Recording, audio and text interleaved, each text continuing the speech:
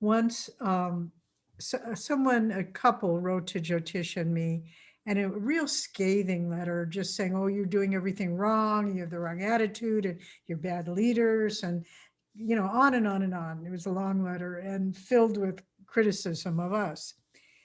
And we got it and we read it and we were kind of shaken. Is this true? Are we really that off? But that right after we read the letter, there was a big gathering at Swami's house, a big satsang. And so it wasn't really a satsang, it was a holiday party. And so we went down and we weren't going to say anything to anybody about the letter, but Swami took one look at us and he said, what's wrong? I mean, we didn't say anything. And he said, come in. And we pulled us into this little private room and he closed the door and we told him about the letter.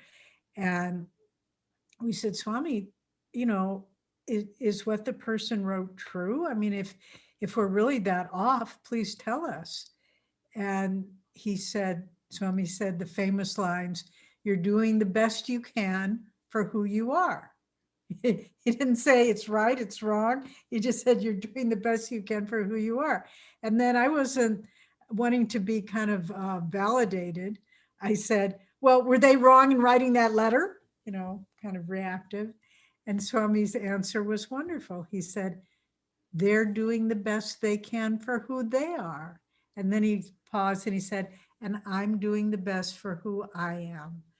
And if he had taken any other position, that would have created such a wall between us and those other people that never would have been broken down.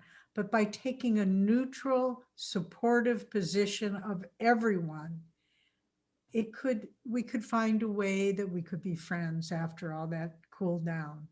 And so again, working with others, family members, coworkers, don't polarize, don't take sides, even if one is wrong and one is right. But just try to make everyone feel the best about themselves. And that's what creates harmony. When people feel accepted for who they are, their behavior is much more harmonious and positive. And that was a very good lesson.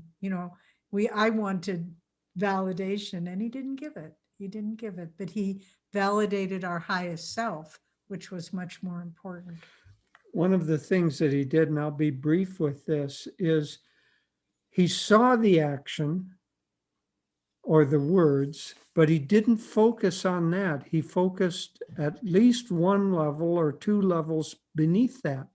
So if a person in this case was critical toward us, Swami didn't react to the words of the criticism, but rather he looked at what was it in them that made them write a letter that was critical in that way, so that he would see what is the source, what is the psychological root that from which this sprout is growing, and let me look at the root system, not at the growth that's above ground.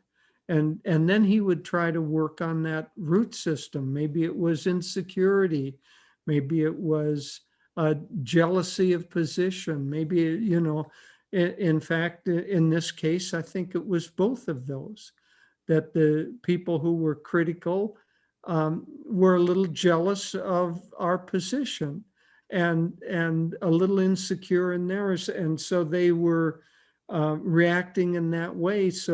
But Swami didn't react just to the action. He looked at what was underneath. And then the advice that he gave, they're doing the best they can for who they are. He understood what the psychological or karmic kinks were that were forcing the behavior that way.